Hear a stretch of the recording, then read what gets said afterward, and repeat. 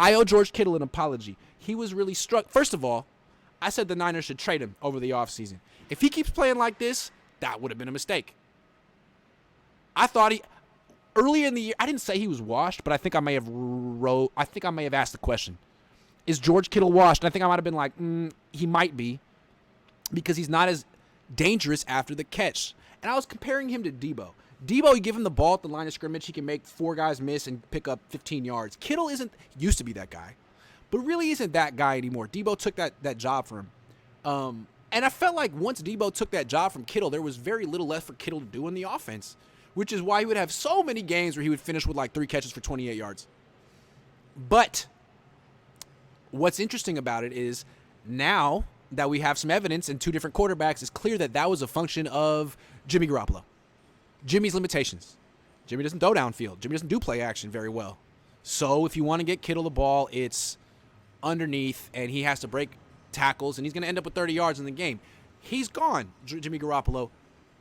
Brock Purdy's in, and all of a sudden, it's like George Kittle's 25 again. Suddenly, every week, he's open down the field, and the quarterback's hitting him. When was the last time we saw that?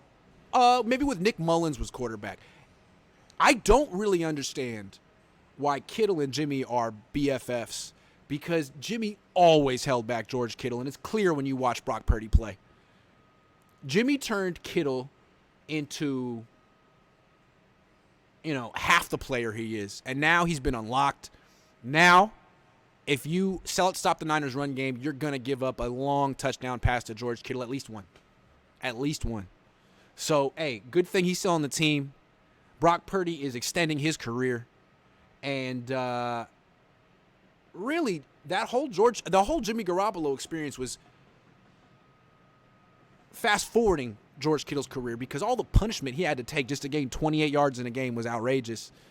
That's why he had so many injuries the last few years. Achilles injuries, knee injuries. I mean, the punishment he had to take just to gain 28 yards. Now, there's multiple plays a game where he'll gain 40 yards before getting touched. And that's the Brock Purdy effect. So I apologize, George, for thinking that Jimmy Garoppolo's limitations were your limitations. I was wrong.